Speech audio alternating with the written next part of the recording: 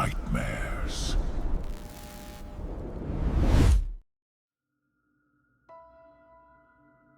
I came in through the East employee entrance because the main doors were already a mess. Black Friday always pushed this place too far, but the crowds got heavier every year. I scanned my pass, stepped through the metal door, and the wave of noise hit me before I even made it to the rotunda. Screaming kids, people arguing about line spots, store alarms chirping from constant merchandise scans. The whole building carried a tension that felt the same every season. I worked loss prevention, not frontline security, but I still dealt with everything from shoplifters to fights over gaming consoles. I tried to shake off the morning dread and focused on the basics. Keep moving, keep eyes open, and do not get stuck inside the worst crowds. My radio crackled through a wall of static. Someone said my name, then it turned into a buzzing sound. The reception always fell apart during events like this. Too much interference from every wireless gadget in the mall. I tapped the side of the device and tried again. Nothing changed. I pushed into the rotunda and paused on the edge of the walkway. The escalator was jammed with people, both directions packed, no room to breathe. A woman yelled at her kid for stepping on someone's shoes. Two guys were arguing over a television box that looked heavier than either of them could handle. I moved to the side to keep from being boxed in. At first, it looked like another customer losing balance on the railing. A man stumbled on the second floor above me, leaning forward over the glass. I thought someone bumped him or he tripped. His arms jerked in a strange way, like he was trying to pull something off but could not. Then he tumbled over. I heard the impact even through the noise. The crowd reacted instantly. Shouts, screams, phones out. A few people backed away while others moved forward, confused. I stepped toward the fallen man, radio raised, ready to call it in.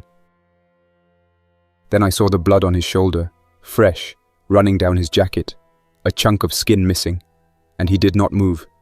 Not until a woman beside him started yelling for security. When she leaned over him, he twitched. Just a short movement, enough to make her jump back and shake her hands like she touched a live wire. She kept saying something bit him upstairs. I could barely hear her through the crowd. My radio cut in again for a second. Units to East Rotunda. Then nothing. A group of teenagers rushed forward, trying to grab footage. I pushed through and told them to move, but they did not listen until one saw the wound and backed off. A few shoppers turned pale and stepped away. The noise shifted from chaotic excitement to a different kind of noise. People sounded unsure, like they wanted to be anywhere else but were stuck between hundreds of bodies. Then, the second scream came from upstairs. I looked up and saw security trying to push through a cluster of people near a phone accessories shop. Something was wrong up there. Something worse than a fall. A woman staggered out of the shop, her shirt torn, blood spreading across her stomach. She reached for the railing, slipped, and went down on her knees. Two men tried to lift her, but she snapped her head up in a sudden movement, almost hitting one of them. Her mouth hung open and she clawed at him, not begging, not asking for help, just grabbing. I froze for a second. My brain tried to categorize it as panic or shock or anything that fit what I already understood. None of it matched. Another security officer yelled for people to clear the area. People did the opposite. Some rushed toward the scene, which made no sense, and some tried to push away, which triggered a chain reaction of shoving. The woman on her knees jerked forward faster than someone losing strength. She latched onto the man who tried to help her. He fell back against the railing. She bit into his sleeve, then his arm. He screamed in a way that cut through everything else. More screams followed. People shoved toward the escalator. A pregnant woman fell. A teenager climbed over a kiosk and kicked someone in the face trying to get away. I stepped back toward the staff corridor behind the coffee kiosk. It was muscle memory. I had taken that route 100 times to avoid crowds. I waved at a few people to follow, but they were too busy trying not to get crushed. A hand grabbed my arm. It was a teenage mall employee named Jared. I recognized him from a clothing shop. His face was pale, and he asked what was going on. I had no answer. We ducked through the side door as a wave of people slammed into the kiosk outside. Inside the corridor, the noise dropped. The sudden quiet felt unnatural. A middle-aged janitor, Rick, stood near a supply cart with a mop in his hand. He asked if the upper floors were collapsing. Before I could say anything, a woman rushed in behind us carrying 2 shopping bags full of toys. She looked exhausted even before the panic. Her name tag said Tara, so she must have been an employee from one of the stores, but she said she was off duty and had been shopping for her kids. A loud impact hit the door behind us, making everyone jump. Someone outside screamed for help. I reached for the latch, froze, and pulled my hand back. Opening that door without knowing what was happening outside felt reckless. Another hit landed against the door, stronger. Something scratched the metal. Rick grabbed a vending machine across the hall and tried to drag it toward the door. Jared helped. Tara stood stiff, clutching her bags like she was gripping a lifeline. We wedged the vending machine against the door, but the pressure from the other side pushed it a few inches. Then the noise stopped. All of us stood silent, waiting for another hit. Nothing came, just distant echoes moving deeper into the mall. "What now?" Jared asked. His voice shook. I wanted to say we needed to reach security headquarters, call for backup, alert medical teams. But the radio in my hand was still dead, and the sound outside was not the usual chaos. Something different moved through the corridors. I could hear feet scraping along the floor, slow and uneven, like someone dragging an injured leg. I had heard plenty of injured people before. This was something else. "We move deeper," I said. "Maintenance level should be safer." We slipped through the narrow staff tunnels, turning corners every few steps so nothing could chase us in a straight line. The air smelled of dust and cleaning chemicals. The sound of the crowd was muffled behind layers of concrete and storage rooms. I kept checking behind us, waiting for someone to come limping through the hall. Nothing yet. As we reached the deeper maintenance section, Rick unlocked a storage bay that looked untouched for months. Boxes stacked up to the ceiling, rows of metal shelving, 2 cleaning carts, a broken pallet jack. The air felt stale, but the door had a lock that worked. We stepped inside and secured it behind us.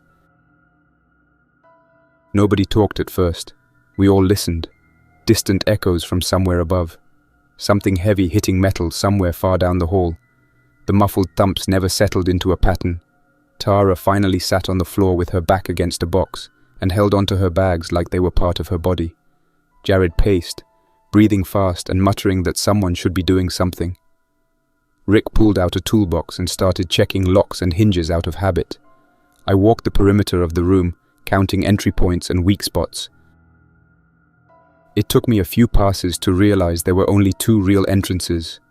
The main door we came through and a maintenance hatch that led to a smaller tunnel.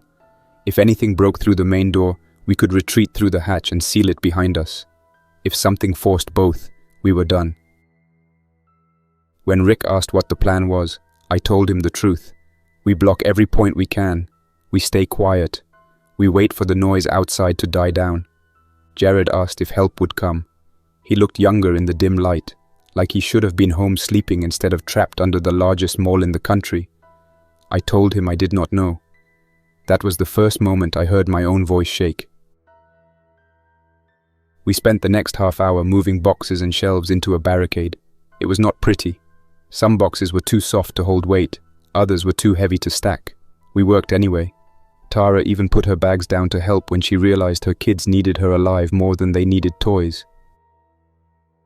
By the time we finished, the entrance was sealed under 3 layers of boxes, metal shelves lashed with zip ties, and cleaning carts braced against the frame. The room looked like a storage avalanche waiting to happen, but it gave us a small sense of control, a thin one, but something. Then, the banging on the door started a few minutes later. Not a steady pattern. 1 hit, then silence, then 2 hits in a row. Something dragged along the outer hall, loud enough for all of us to turn our heads. I watched dust shake loose from the shelf near the hinge. The banging kept shifting along the door frame, not a steady pattern. 1 strike, then nothing. A scraping sound, then 2 sharp hits that made the shelf rattle again. I kept my eyes on the corner of the door where a bit of dust shook loose with each impact. It did not feel random. It felt like something testing the structure. Rick whispered that it was probably people trying to get in, but I did not know any group of people who banged on metal like that without shouting or begging or saying anything at all. The silence between hits was worse than the hits themselves. Tara crouched behind the shelving with her bags pulled close again. Jared stood frozen a few feet away from me, staring at the door as if it would swing open at any moment. The sound outside shifted again, moving from the main entrance to the maintenance hatch. None of us had touched that side since sealing the room, so whatever was out there had to be moving along the hallway. Something brushed the metal of the hatch, then slid slowly across it. A dragging sound followed, dull and heavy, stopping right near the corner. Rick mouthed a question at me, something about whether we should move deeper inside, but there was nowhere else to move. This was not a bunker. It was a cluttered storage room with one barricade that looked strong, but could fall apart if enough force hit it at the right angle. The noise stopped as quickly as it started. I kept listening for footsteps, voices, anything that made sense. Nothing. Even the distant echoes from the mall above us were fading.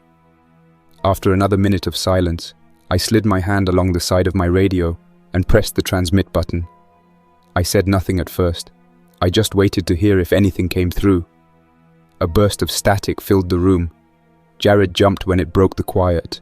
Rick turned his head like he expected someone to be standing right behind me. Tara held her breath. A voice finally came through, broken and distorted, but still understandable. Unit Cordell, respond. Anyone hearing this, respond on open channel 2. I pressed the button before he finished the sentence. I told him my name, location, and that I was with other employees. The voice sharpened as the signal cleared. About time. Where have you been? We have a serious situation up here. I recognized the tone before the name. It was the head of security, Ron Kessler, a man who treated every problem as someone else's fault. He had a habit of yelling before listening, which made him useless during anything that actually required coordination. I told him again that we were in a sealed storage area in the lower maintenance corridor near the east wing.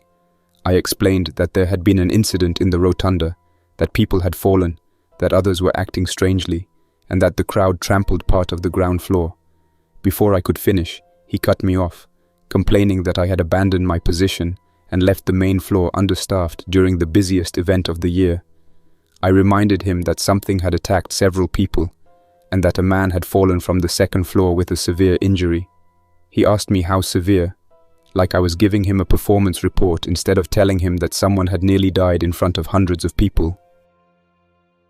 When I said the man had a large wound, and that I had seen another person standing after collapsing in a way that did not make sense, he told me to stop exaggerating. He ordered me to return to the main office near the security hub. He said we needed to evacuate the mall, but needed personnel to manage exits and supervise crowd control. I told him the part he seemed to skip every time I tried to explain. The hall outside our room had something moving through it a few minutes ago, something dragging itself along the wall and hitting the door. I said I did not know if it was a person or someone injured or something else entirely. Kessler sighed into the radio like I was wasting his time. He said, "It is Black Friday. People fall. People panic. People do stupid things when they get scared. You do not lock yourself in a supply closet over it." Jared flinched when he heard that. Tara muttered that she wished he had seen what she saw upstairs near the phone accessory shop. Rick told everyone to keep quiet because the hallway sounded active again. I leaned closer to the radio, but kept my voice low, telling Kessler there were physical impacts on our door, and no voices, no calls for help, no shouting, just quiet hits and scraping. He did not believe me. He never did. The banging returned while I was still holding the radio. A single hit, harder than the others, enough to shake the carts at the base of the barricade. Tara grabbed her own arm and pressed it tight. Jared picked up a metal rod from one of the broken shelves and gripped it so hard his knuckles turned white. Rick stood near the maintenance hatch and listened for movement. I said into the radio that the hallway was active again, and this time even the radio crackle could not hide the tension in my voice. Kessler responded with impatience, telling me I was imagining things and letting the crowd frenzy get to me. Then something scraped along the metal with a slow, steady sound that none of us mistook for imagination. A shape passed by the narrow bottom gap of the door. Just a shadow, moving at an uneven pace, stopping and starting. I stepped back instinctively. My hand clenched around the radio, and I said into the mic that something was right outside. I did not care how I sounded. I just wanted the man to understand that returning to the rotunda meant stepping directly into whatever had already brought people down upstairs. Instead of reacting with alarm, Kessler demanded I open the door and identify the individual. He said if it was a disorderly shopper or an injured guest, we had a duty to assist. I told him none of us were opening the door with unknown activity right against the frame. Rick added quietly that the corridor was dark and that we did not have sightlines. That only irritated Kessler further. He asked how many people were with me. When I told him 3, he snapped that I was putting mall resources at risk by taking civilians into restricted areas without authorization. I asked him what he expected us to do when the crowd had crushed half the ground floor and something was attacking people without warning. There was a long pause on the line. Not the thoughtful kind. The kind where I knew he was shifting blame in his head and lining up a reprimand speech so he could pretend he had control over anything happening upstairs. When he finally spoke, his voice was lower, but just as sharp. He told me that emergency services were failing to reach the building because of gridlock outside. He said the mall needed a coordinated evacuation before more incidents occurred, and that he could not run that from the office alone. Then he ordered me again to return immediately. The scrape outside the door stopped. Something hit the lower part of the barricade, not with force, but like someone testing it. A hand, or maybe a shoulder, or maybe something else. Rick lifted his wrench and stepped back. Tara whispered that she did not want to die in a storage room. Jared kept his eyes on the door and tightened his grip on the metal rod. I lowered the radio and looked at all of them. The idea of opening the door and walking into a hallway where something moved without any normal behavior made my hands shake. I raised the radio again and told Kessler we were staying put until the hallway cleared. I told him something dangerous was out there, and I was not risking the lives of the people with me. He did not take it well. His voice rose, telling me he was adding insubordination to my file. I did not care. I told him I could hear movement right outside and that nothing about it was normal. He repeated the word normal in a tone that made it sound like I was making excuses. He said if we stayed locked down, we would slow the entire evacuation process and that any harm that came to guests would fall partly on me. Something hit the barricade again, a harder impact this time. A shelf shifted. A cleaning cart rolled half an inch. Tara gasped but did not scream. Rick moved silently to reinforce the side supports. Jared whispered that we should not talk anymore because whatever was out there seemed to react to sound. I turned the radio volume down, not off, so we could hear both the line and the hall. I told Kessler one last time that we were not moving. His breathing filled the channel for a moment, and then he said he was sending someone else. I wanted to ask who, but before I could, the sound outside the door changed again. A dragging foot, a slow shift in weight, like whoever or whatever was out there had lost interest in the door and was moving farther down the passage. Kessler's breathing filled the radio again. I waited for him to say something that actually matched what we were dealing with, but his voice came back sharp and irritated, as if this whole situation was nothing more than a staffing headache. He said he would send his assistant, Thomas Reyes, down to my position. Thomas was the kind of employee who followed rules without questioning the logic behind them. He handled paperwork and schedules, and he avoided conflict at all costs. Kessler claimed he would be in the main hall helping other guards calm panicked shoppers and direct them toward the exits. He made it sound like a normal evacuation drill instead of what we had seen upstairs. Then he added that when this was over, he would talk to me personally about refusing direct orders. I did not bother responding. The way things were going, there might not be a later conversation to have. The radio fell quiet after that. I lowered the volume again so we would hear any movement in the hall. None of us spoke. The idea that Thomas was coming meant another body moving through the corridor, and given what we had heard outside, that did not make any of us feel better. Jared shifted from foot to foot, gripping the metal rod with both hands. Tara sat back down and placed her shopping bags beside her, finally letting go of them like she understood they were only weighing her down. Rick moved to the far corner and listened toward the maintenance hatch, checking whether anything had returned. The corridor outside stayed silent. Not peaceful, just waiting. A couple of minutes passed before anything happened. At first, it was only soft footsteps moving in the distance. They were steady, not dragging like the earlier movements. The steps grew louder as they approached the door. Then came a knock, not the chaotic pounding from earlier. A simple knock, firm but familiar. A man's voice followed, calling out that it was him and that he was alone. He said his name, Thomas. He added that he had been ordered to evacuate any remaining employees from the lower east wing. Jared lowered the metal rod slightly and looked at me with a mix of hope and suspicion. Tara stood, but did not step toward the door. Rick asked in a low voice how we could be sure it was really him, because the corridor echoed enough that anyone could disguise where the sound came from. I walked closer to the barricade without touching anything and called out to the door, asking Thomas to confirm where he came from.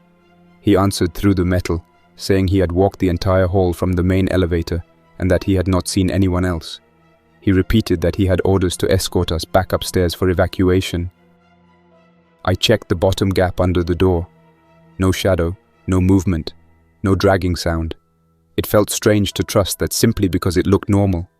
Nothing about the last 30 minutes had been normal. I asked Thomas if he had noticed anything unusual in the hall.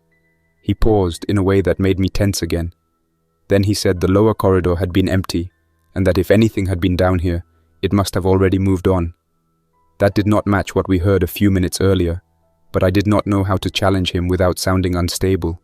Thomas was not the type to imagine things, but he also was not the type to notice anything outside his usual routine.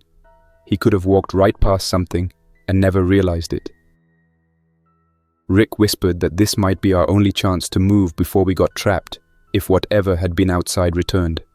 Jared looked torn, wanting to get out but also terrified of opening the barricade. Tara asked if Thomas had any information about the situation upstairs. When I relayed her question, he said people were panicking and some were hurt, but he made it sound controlled, as if nothing out of the ordinary had happened. He said the guards were guiding shoppers toward exits and trying to keep them calm.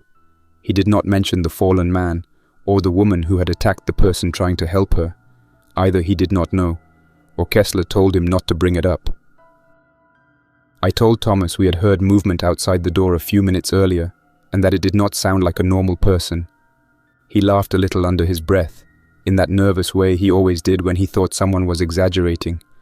He said the hall was clear, and that someone must have been injured and trying to find a way out. He insisted that the mall needed every staff member to help with evacuation, and that Kessler was angry we had not returned yet. I asked the others what they wanted to do. Tara said she did not want to die locked in a room while other people got out. Jared agreed, saying staying put felt like we were waiting for something to break through. Rick reminded us that the barricade took time to set up and would take time to dismantle, which meant noise. The idea of making noise made all of us freeze for a second. I checked the radio again, still quiet, no new instructions, no warnings, nothing that actually helped. I pressed my hand against the closest shelf and leaned in toward the doorframe without shifting the barricade. I told Thomas to step directly in front of the door and speak again. His voice followed from the correct spot. Then I told him to tap the door lightly. A small knock hit the center of the panel. Not too loud, not forced, just a normal knock. It matched his voice position. That calmed me just enough to make a decision. I told everyone to stand ready in case something else moved down the hall while we were opening up. Jared moved beside me, metal rod held tight. Rick stood by the maintenance hatch with his wrench. Tara kept her eyes locked on the barricade. I told Thomas we were going to remove part of the barricade and that he needed to stand still and keep quiet until the door was clear. He agreed, though his tone suggested he thought we were overreacting. I started with the top shelves, loosening the zip ties and gently pulling them back. Jared helped push a few boxes aside without letting them crash or scrape. It took longer than any of us wanted. My hands kept slipping on the flattened cardboard as sweat made my grip unreliable. Every small noise made us pause and listen. Nothing moved outside the door, which somehow made it worse because silence had not meant safety so far. Once the upper layer was clear, Rick helped us shift the heavier cleaning carts away from the base. The weight scraped softly against the concrete, and each scrape sounded louder than it should have. When the last cart rolled free, I placed my hand on the latch and looked back at the others. They nodded.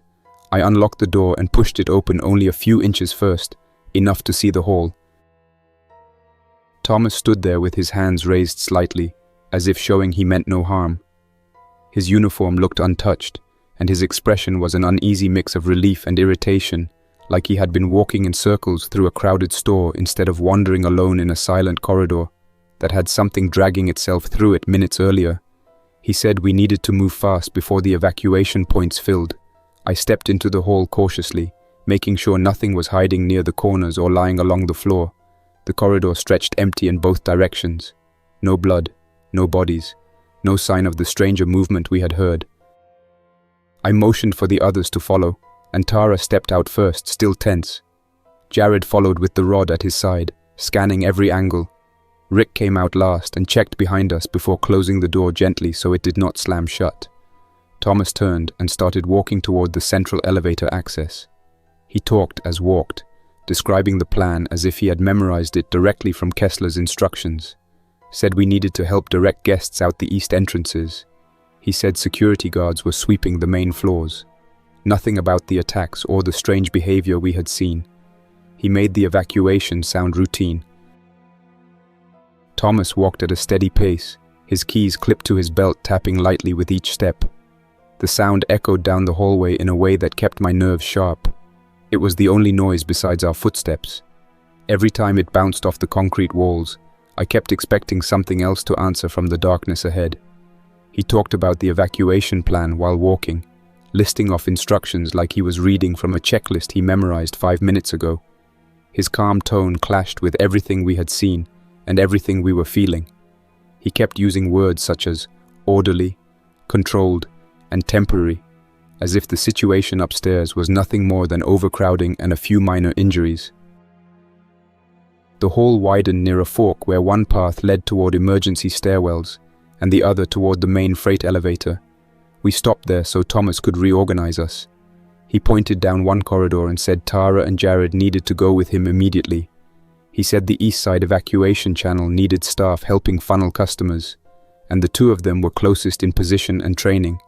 He did not ask if they wanted to go. He issued it like a direct order. Tara looked at me, unsure. Jared shifted his weight, clearly reluctant to leave the safety of the group.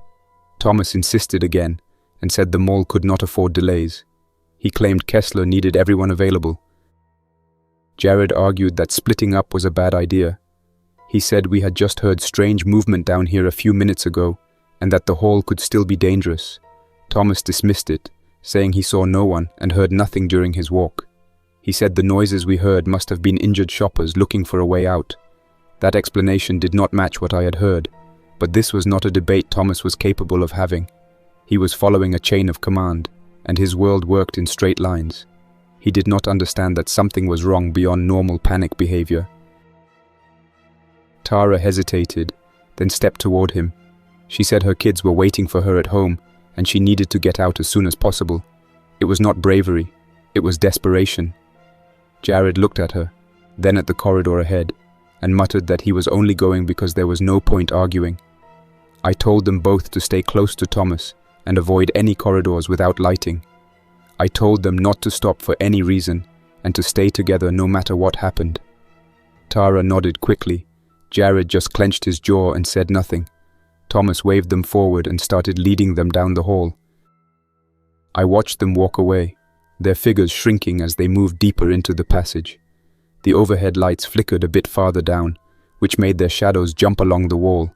It made me uneasy. I kept waiting for something to step out from the darkness behind them or from one of the side recesses. Nothing moved. No strange dragging sound. No heavy impacts. The hall stayed quiet until they reached the far bend and vanished around it. The sound of their footsteps faded, and the silence that followed settled like a weight on my shoulders. Rick and I stayed where we were for a moment, both of us listening. The silence did not feel safe. It felt empty in a way that made me question whether the earlier noise had moved to another level of the mall. Rick finally exhaled and turned to me. He asked what I planned to do next.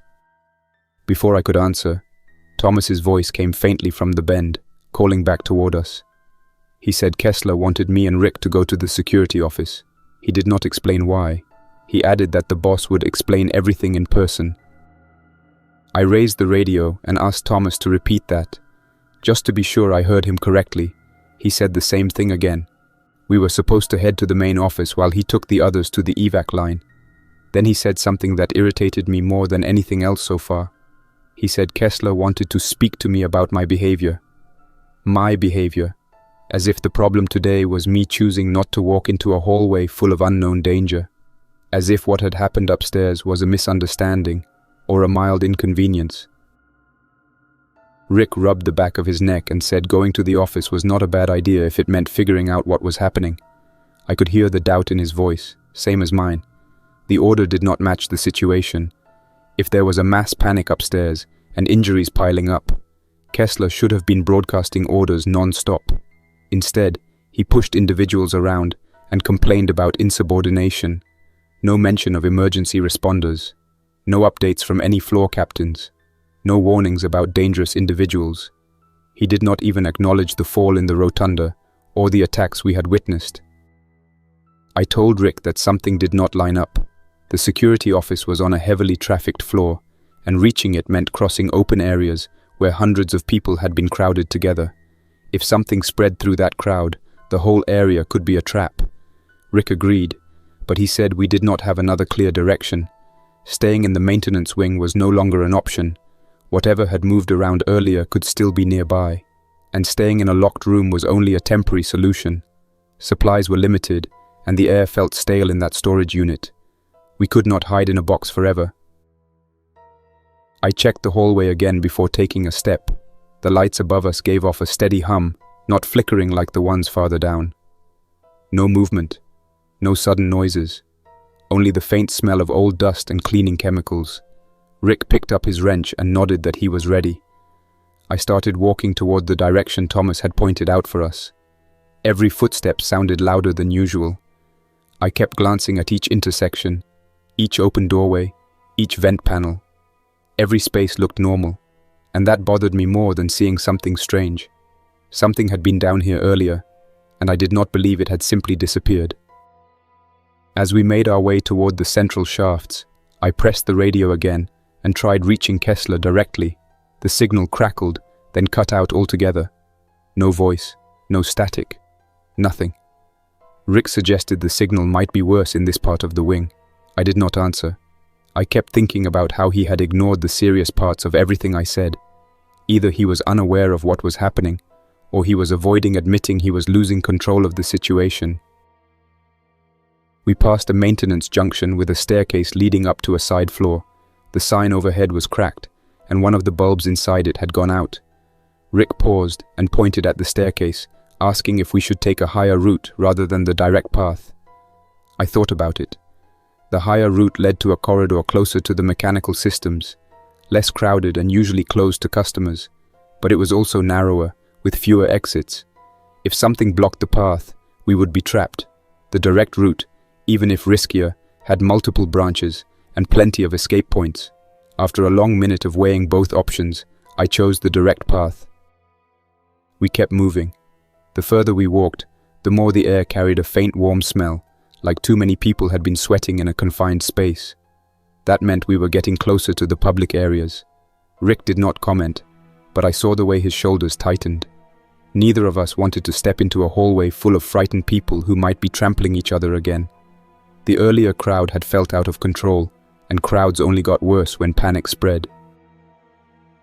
After several more minutes, we reached the freight elevator landing. The big metal doors were closed. The call button glowed orange, which meant the lift was already in use or stuck somewhere above us. Rick pressed it once, and nothing happened. He pressed it again, still no movement. I told him to stop, since calling a stuck elevator would only draw attention. He stepped back and waited. I listened for activity inside the shaft. It was quiet. That was not comforting. A working mall on Black Friday did not have quiet elevators, unless something had shut them down. Rick suggested taking the service stairs instead. I moved toward the metal door beside the elevator.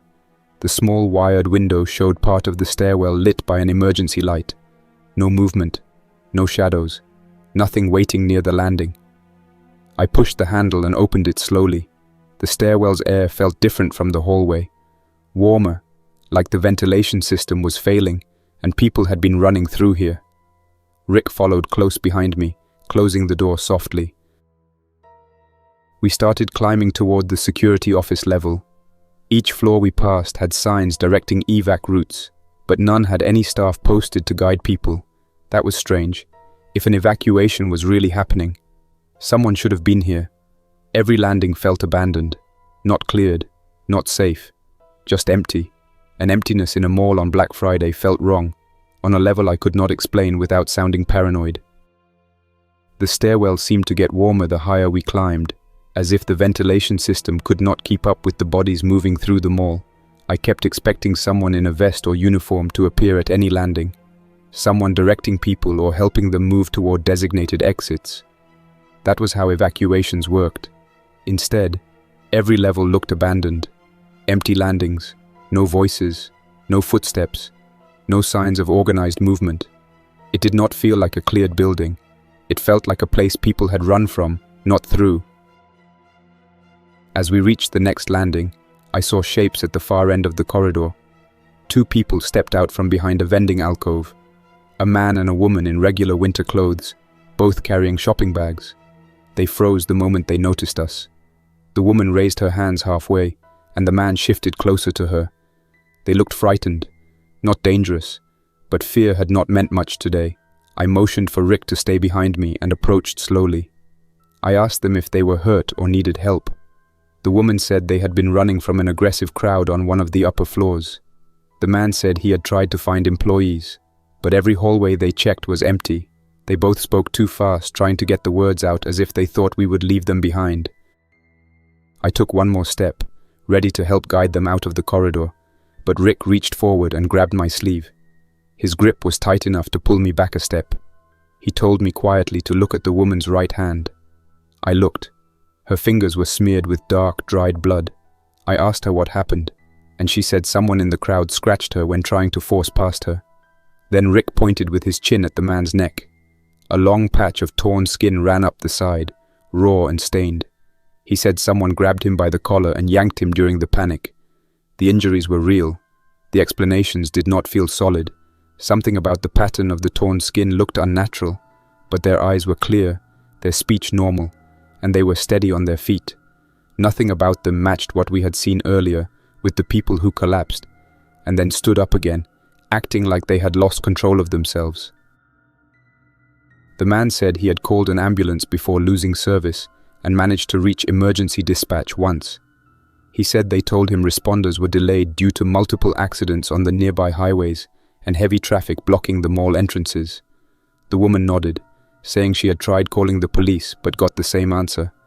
The idea that emergency services could not reach the mall made the empty stairwells and hallways feel even more unnatural.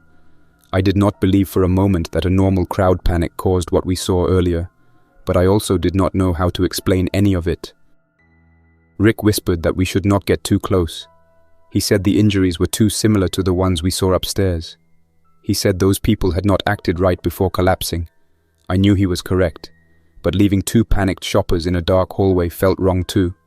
Fear made people do dangerous things when left alone. They could run into a dead-end hallway or collapse from stress.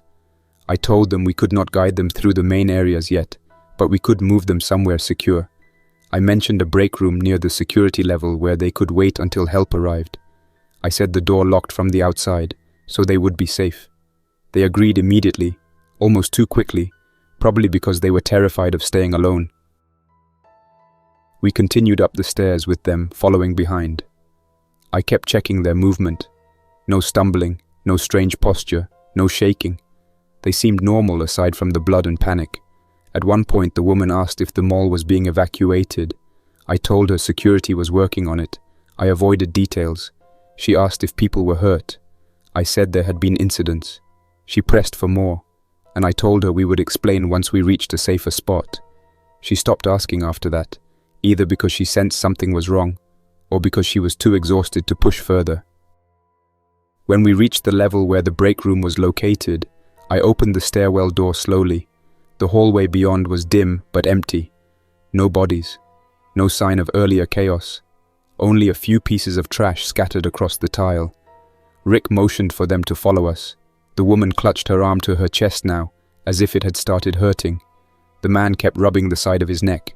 They both looked pale under the fluorescent lights. I told them to stay close. The door to the break room was halfway down the hall. The small lounge inside had a couch, a water dispenser, and a window that opened into a maintenance shaft. The door had a lock. It was the safest place I could think of that did not trap us with them. We were halfway to the break room when a sharp sound broke the silence. A single gunshot. It echoed through the hallway too loudly for the space and bounced off the walls in a way that made Rick flinch. The shoppers stumbled, terrified. I told them to stay put and moved ahead with Rick close behind me. The gunshot had come from near the main security office. We approached cautiously, staying near the wall and checking corners before stepping past them. As we rounded the next corner, another shot rang out. Then another. 3 in total, spaced apart, not rapid fire but deliberate. When the hallway opened into the main office area, I saw the source. A police officer, still in uniform, stood in front of one of the administrative glass walls. He had his firearm drawn and aimed at a man several feet away. The civilian stood upright despite the fact that multiple rounds had clearly hit him. His shirt was torn, showing fresh wounds where bullets had struck. The officer fired again, 2 quick rounds into the man's chest. The man did not react. He continued walking forward in the same steady motion, as if the bullets were nothing more than noise. I froze. Rick grabbed my shoulder and pulled me behind a column. The police officer shouted something at the civilian, something about stopping or staying back. The civilian did not respond. He advanced until the officer stepped backward, lowering his stance and firing again. The shots echoed, sending fragments of tile falling from the wall. The man stumbled, but did not fall. His steps were unnervingly even. He moved without hesitation, without fear, without any sign he felt the impact of bullets. The police officer backed away toward the admin office door, stumbling over a fallen folder on the ground, then bracing himself again. He raised his gun and fired 3 more times, each shot hitting center mass at close range. The man took each one and kept moving. No blood spurt, no collapse, no shout of pain, no reaction at all. The officer's hands shook slightly now. He seemed just as confused and frightened as we were. I pressed my back against the column and tried to breathe steadily. Rick whispered that we needed to stay down. The 2 injured shoppers behind us stood frozen in the hall, staring wide-eyed at what they were seeing. The man swallowed hard and whispered that he had seen someone upstairs who acted the same way before pushing through a group of people. The woman grabbed the wall for support. The officer finally stopped shooting and switched to shouting again, as if yelling harder could reach someone who was clearly beyond hearing. The civilian stepped closer, only a few feet away now. He reached out with both arms, grabbing for the officer. The officer shoved him back with both hands, but the man leaned forward again in a steady mechanical movement. No aggression on his face, but also no awareness of being shot repeatedly. The officer kept backing up, step by step, trying to put distance between himself and the man who would not stop walking. The civilian reached again, both arms pulling forward with the same slow, steady movement. No hesitation at all. The officer shoved him a second time, but the man simply leaned forward again and dragged his feet toward him, refusing to fall or even react to the repeated impacts. I could not watch it any longer.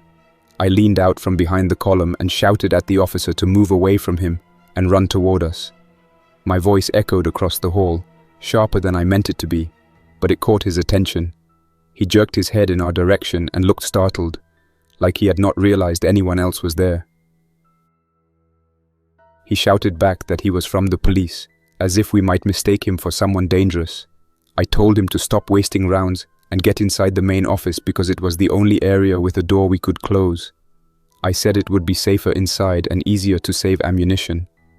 The officer hesitated, glancing at the civilian who was still advancing toward him with no expression and no sign of slowing down.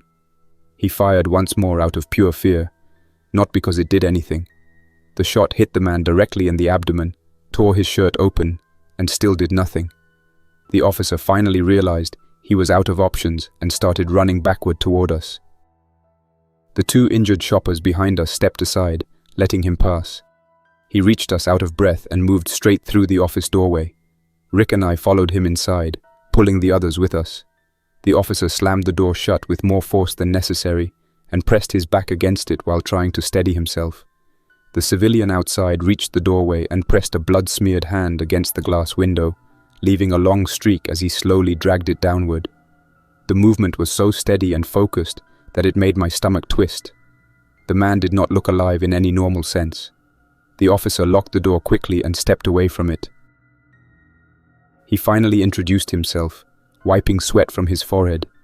He said his name was Sergeant Owen Mayfield, and that he had arrived with 2 other police crews after dispatch received dozens of calls about fights, collapses, and chaotic behavior inside the mall.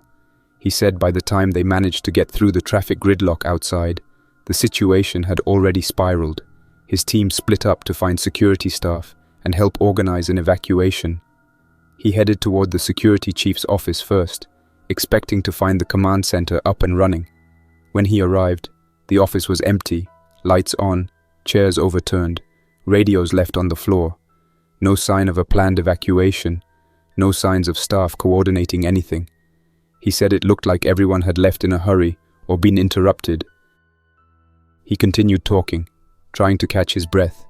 He said he started patrolling the corridors outside the office when he saw a man standing in the hallway with his forehead pressed against the wall. At first, Owen thought he was injured or in shock. When he approached, the man turned toward him, eyes unfocused, mouth slightly open. He reached toward Owen without speaking. Owen told him to stop and get down on the ground. The man kept walking, same as the one in front of the office minutes ago. He said he warned him several times before firing. The man did not react. Not to the voice. Not to the first shot. Not even after the second one. Owen backed away, tried again to communicate, but nothing changed. Then he lost sight of him when someone screamed farther down the hall. Owen looked at Rick and me, then at the 2 injured shoppers standing in the corner. His expression changed instantly. He reached for his gun again, pointing it downward but ready to bring it up. He asked what happened to them, and demanded to know if they were hurt during the same kind of incidents he had seen. His voice carried real fear now, the kind that came from seeing too many things in a short amount of time that did not match any training manual. The woman took a small step back, clutching her hand to her chest again. The man raised both hands, saying he was only scratched in the crowd. Owen did not look convinced. I stepped toward him, holding my hands out so he would not raise the gun fully. I told him to calm down, and that we were keeping them separate for a reason. I explained that we found them running from the crowd and that their injuries looked like scratches and some kind of torn skin. Nothing obviously severe at first glance. But after what we had seen, leaving them alone felt dangerous. I told him we planned to move them to the break room at the far end of the office where they could sit down, rest, and wait until help could treat them properly. Owen kept staring at the injuries like he expected them to change right in front of us. Rick pointed toward the hallway leading to the break room, telling Owen it was close and had a lock. He said it was better than leaving them out in the corridor where anything could stumble into them. Owen lowered his gun slightly but did not holster it. He asked if either of them had shown strange behavior. I said they spoke clearly, walked normally, and seemed distressed but mentally aware. He finally nodded, still wary, and motioned for us to lead the way. The injured couple followed close behind, quiet and tense. The main security office felt wrong as we moved through it. Papers scattered everywhere, overturned chairs, a spilled cup of coffee drying on the counter, a knocked-over monitor flickering with a damaged screen. It did not look like a controlled evacuation. It looked like someone fled or was pulled out of the room without a chance to clean up. Emergency lights cast an uneven glow through the space, making every shadow seem deeper than it should. The faint hum of backup power filled the air. We reached the break room door at the far end. I opened it slowly. The room was empty. 2 couches, a table with a stack of abandoned surveys, a vending machine with a cracked plexi panel. Nothing dangerous. I stepped inside, checked the corners, checked the maintenance shaft window, then motioned for the two injured shoppers to enter. They walked in without argument, clearly relieved to be somewhere with a door. I told them to sit tight and wait. They asked how long. I told them we did not know yet, but it would be better than wandering the hallways. They agreed, though the fear on their faces had not faded. Once they were inside, we stepped back out and Rick closed the door. I turned the lock. The click felt heavier than it should have. The woman inside thanked us quietly through the door. Her voice sounded tired and unsteady. The man whispered something to her, but we could not hear the words. Owen stood a few steps back, watching everything with a mixture of suspicion and exhaustion. He asked again if we had seen anything else unusual before meeting him. I told him about the falling man in the rotunda, the woman who collapsed, then stood up in a way that made no sense, the dragging sounds in the maintenance tunnel, the strange movement outside the storage room door, the man who pressed his head against the wall in the corridor. Every detail I described made Owen's expression tighten. He looked like someone piecing together something he did not want to understand. His hand twitched near his holster again, not from aggression, but from instinct. We stayed inside the security office longer than I expected. At first, none of us spoke. Owen kept checking corners and moving objects with the toe of his boot, as if expecting someone to be hiding behind a desk or under a table. Rick walked around the perimeter, inspecting the doors and peering through the narrow window on the far side of the room that overlooked a dark section of the main corridor. I stayed in the center for a while, adjusting the radio volume and listening for anything familiar, anything that sounded like coordination or order. It was nothing but fuzz and occasional short bursts of static that faded before I could make sense of them. After about 20 minutes, the room finally settled. Not in a comforting way, but enough for our bodies to stop shaking and our thoughts to form clearly. Owen stopped pacing and leaned against a counter with his hands on his knees, breathing heavily. He looked older than he had when he first ran in. Rick found a half-working lamp on one of the desks and plugged it into a socket connected to an emergency circuit. The soft light gave the room a faint sense of normalcy. Even the two injured shoppers in the break room behind the locked door stopped calling out and sat quietly, probably still trying to make sense of everything they had seen. I kept replaying the moment with the man who took the bullets without reacting. It did not leave my head. Nothing about that scene aligned with anything I had ever witnessed in years working at the mall. I had seen injuries and fights and people on dangerous substances, but nothing like that steady, unbroken walking after multiple direct hits. I wanted to forget it, but the image sat in my mind like something glued into place. Owen finally straightened up and pulled his shoulder radio to his mouth. He tried calling his team again, using their full call signs. No answer. He switched channels twice. Still nothing. He kept adjusting the tuner, looking more irritated each time the static rose and fell. Then, suddenly, a voice broke through. A loud, clipped message that made him freeze. I could hear it from where I stood. Someone shouting over massive noise in the background. Owen raised the radio closer and responded immediately, giving his name and location. The voice on the other end sounded strained, almost frantic, and said the situation had escalated far beyond the initial calls. He asked them to repeat. They did. They said they had requested confirmation for full backup from any available units in the city. I watched Owen's face tighten as he listened. He asked for clarification, and the other voice started describing what was happening at the mall's east entrance. The details came through in broken pieces, but the meaning was clear. They said medics had been overwhelmed when they tried to treat a man who had collapsed outside the entrance. The man had suddenly shown signs of life, stood up, and then rushed one paramedic without warning. When officers tried to pull him off, 2 more people attacked the responders. The voice said people were tearing at each other. A line of civilians had broken apart. Several fell, then screams. Then the line cut off again as more noise erupted behind the speaker. Owen lowered the radio and stared at the ground. I asked him what they said. He repeated it slowly, like he wanted to hear the words himself to make sure he was not misunderstanding. People attacking each other. Medics torn apart. Officers trying to regain control and failing. I did not interrupt. I needed every word to settle in. He said backup had been requested twice already, but no one could reach the mall entrances because the traffic was gridlocked for miles. Apparently, there were multiple accidents blocking all adjacent roads. Even some police cruisers could not get through. Rick cursed quietly under his breath, but not loudly enough to draw the attention of the two injured people behind the door. He asked Owen if anyone had mentioned a cause for the behavior. Owen shook his head. He said dispatch did not know anything useful, only that people were collapsing, then rising, then attacking.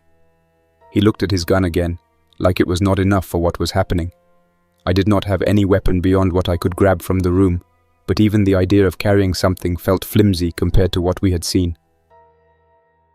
I asked Owen if the officers outside had mentioned whether the injured people were showing anything consistent, anything predictable. He said no, nothing yet. He said no one could identify any pattern beyond the fact that an injured person could suddenly lose control and act violently. The way he said, "lose control," made the room seem smaller. Rick pushed a stack of papers aside and sat on the edge of a desk, staring at the locked door where the two injured shoppers were resting. Neither of us said the obvious out loud. We did not need to. Owen tried contacting dispatch again. The radio crackled but did not connect. He tried switching channels one more time and caught a short message from another patrol unit somewhere outside the mall. The voice said they had lost 2 officers during an attempt to assist civilians trapped inside a car. One of the civilians had suddenly lunged at an officer without warning. The officer fell, and then the voice cut off mid-sentence. Owen dropped the radio slightly, not out of shock, but because he already knew what the missing words would have been. Rick asked what our next move was. Owen rubbed his forehead and said we needed to find any remaining security staff or police inside the mall. He said staying isolated was dangerous, but moving toward larger crowds was dangerous too. He said he wanted to check the west atrium where his team was supposed to assemble.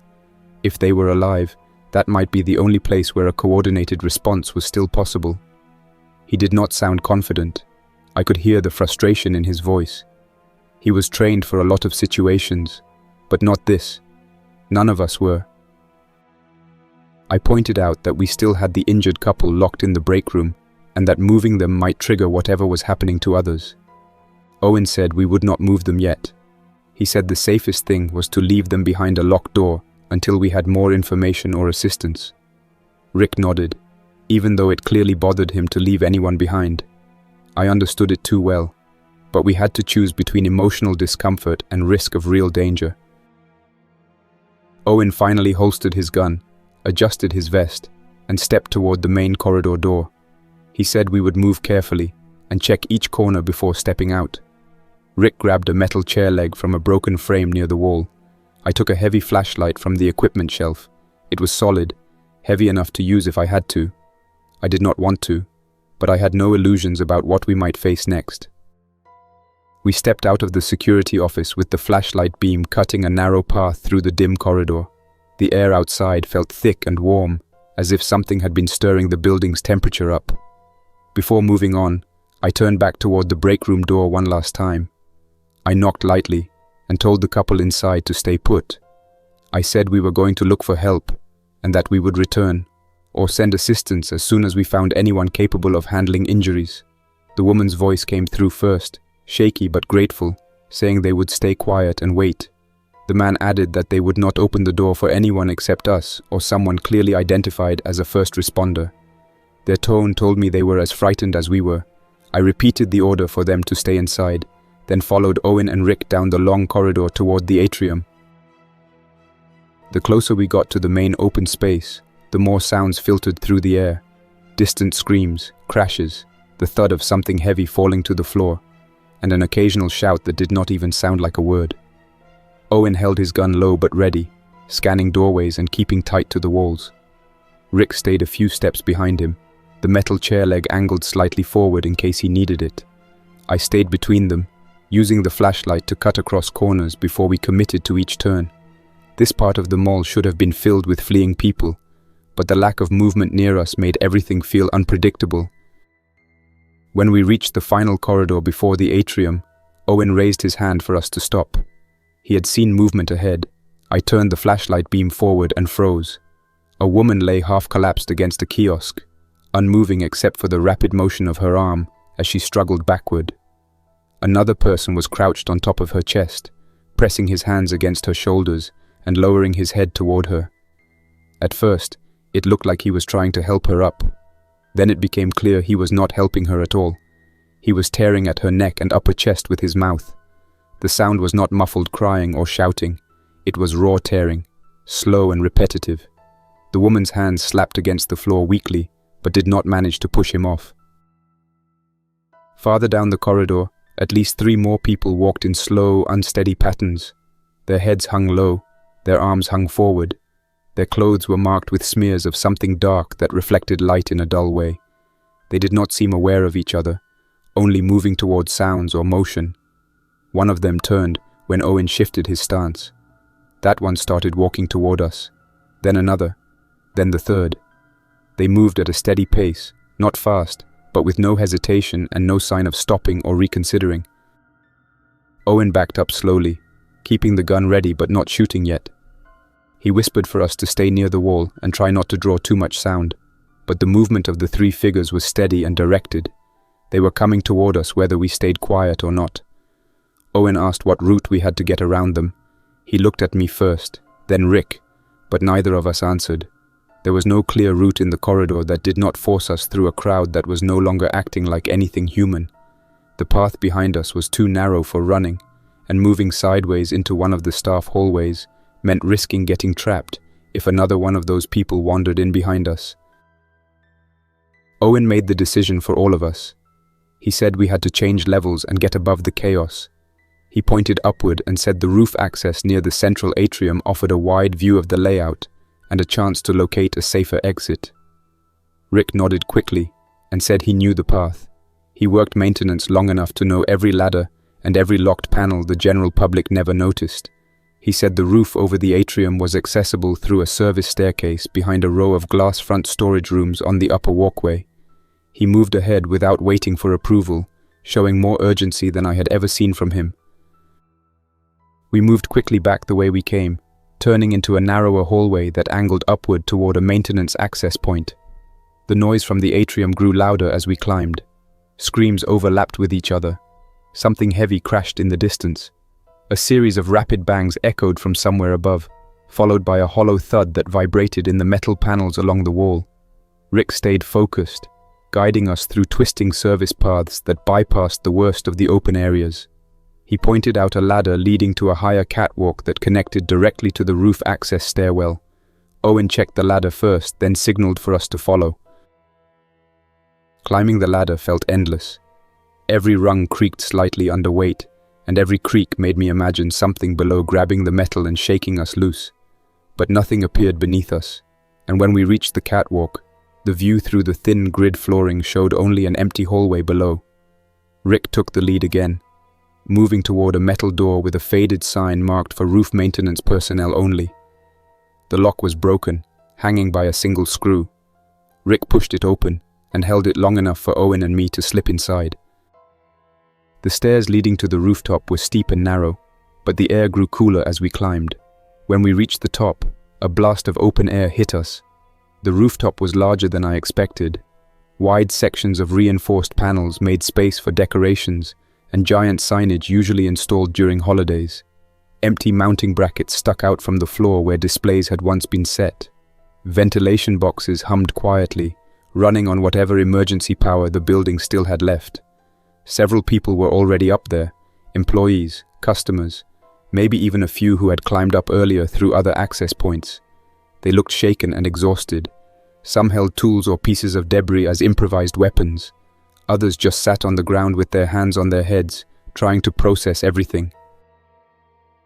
We walked toward the edge that overlooked the main parking lots and surrounding streets. The view hit harder than anything inside the building. The city below was breaking apart. Dozens of cars were abandoned in all directions, some with doors open, others with alarms blaring.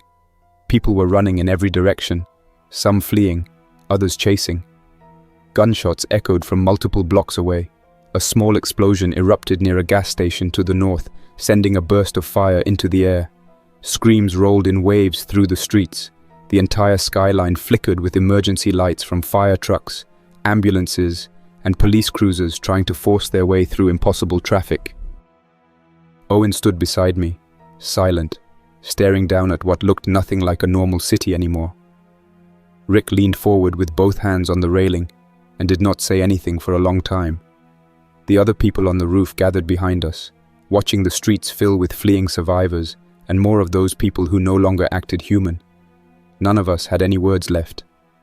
The noise from below carried up to us, a mixture of sirens, crashing metal, shouting, and chaos spreading with no sign of stopping.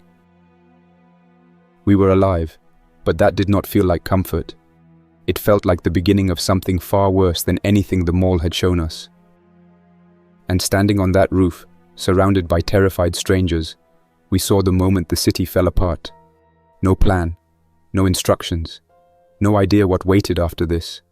Only the knowledge that everything familiar had already ended.